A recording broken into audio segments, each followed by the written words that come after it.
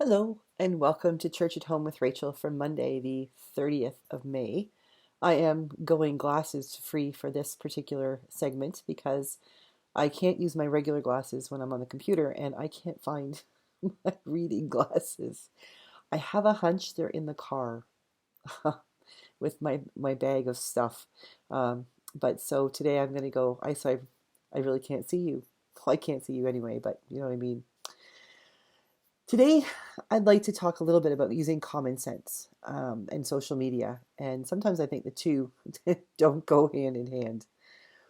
I've noticed lately there's been some comments from different videos I've made, and a couple of people have said, you don't have to reply to all the comments. And, I don't have that many subscribers and many people commenting. So at the moment, I'm still able to respond. And I like to. I think if you're going to take the time to make a comment, then I should do my level best to respond, at least to say thank you or to like it or something.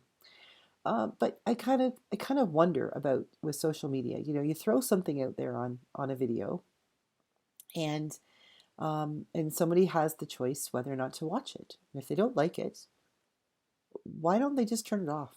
Why do they feel the need to say something nasty? I don't care what people say. I've got a pretty thick skin, and I don't take it personally because you see, I'm sharing my own personal thoughts when I have a video about whatever the topic is. And they're my thoughts. I have some of the best conversations I've ever had, some of the best learnings I've ever had, where when I have shared an opinion or a thought or something that I thought was absolutely factual, this is it, and someone has shot back with, this is why your opinion is flawed, or this is why you're wrong, or this is my opinion, and this is what I think, because that's how I learn.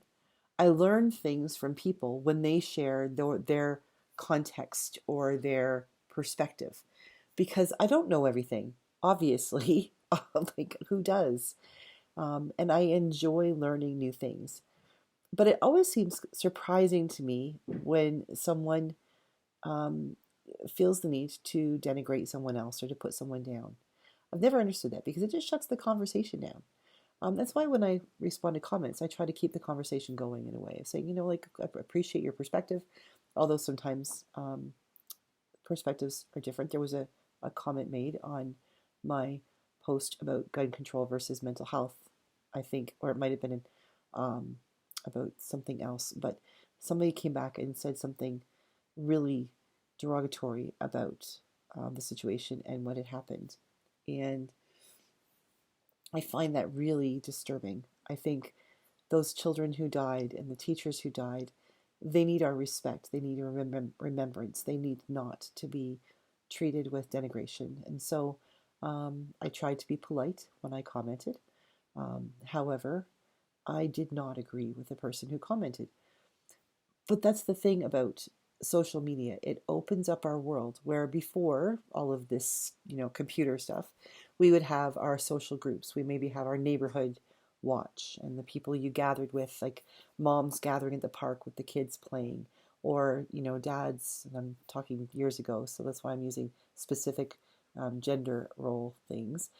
Dads would cheering on their sons' baseball games, things like that. And then over the years, as ladies got to go out to the workforce and gentlemen sometimes stayed home to raise their families, this social dynamic changes or changed. And then we end up with different contexts, different ways of looking at things and understanding things. And now with social media, we have this incredible ability to reach many other people from different contexts, different countries, different perspectives. And we have an opportunity for dialogue and sharing our thoughts and sharing what we perceive and what is important to us or what is not important to us with others. And I am always, not always, but most of the time, I'm really impressed by the respect shown. And every once in a while, somebody will throw something out there. It's like just a reminder to me that, people are people and not everybody is a upstanding, kind, and generous person. But I think there's some need. I think we need to figure out the rules of the playground for social media and figure out how do we respect one another even if we don't respect someone's position on something, because I think that's important. There's lots of things I don't understand about gun control or abortion or things like that. And my opinions are obviously going to be very different than somebody else's opinions.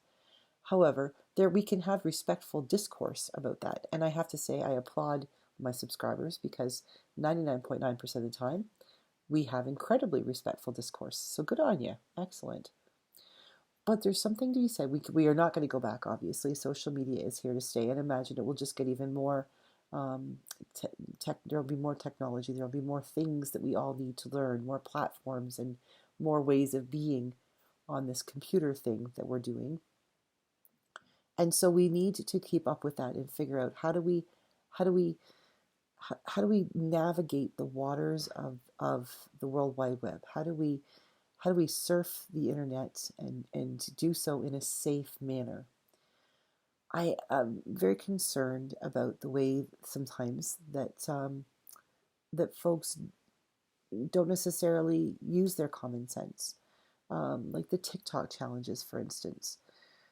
There are too many times, there's silly TikTok challenges like gagging your friends, like pulling their leg on something or pulling a punt, a stunt on somebody, or things like that. But there are too many out there that are inviting people to cause harm to themselves or others, and that's just not using common sense, is it? The problem is that the people who are most vulnerable to that are people who aren't really able yet to understand what common sense is. I'm discovering that common sense grows with you when you age. And so I know I have a long way to go, but I've come a long way since I was 15 or 16 or 12 or 8 or however old kids are now on the internet. Um, so I know, I see something like the Tide Pod Challenge. Like that's just stupid. Like, really? People want to do that? And yet people were doing it, and kids were doing it, and people were really being hurt.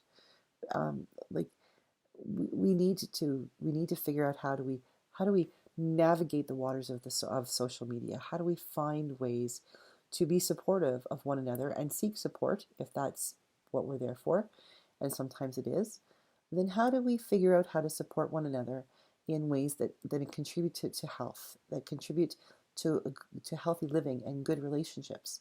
Because I think from the folks who are subscribing to on my channel, I'm seeing some really healthy stuff. It's been kind of cool to see a couple of times where someone's actually started conversations. They make a comment on my video, but then they have these conversations with each other. And I think that's absolutely cool. I think that's awesome that people from all kinds of different places and backgrounds and circumstances can find something in common and reach out to one another. In one case, a couple of people actually found each other and said hello to each other through the comments because they didn't realize they were both subscribers, and that's really cool.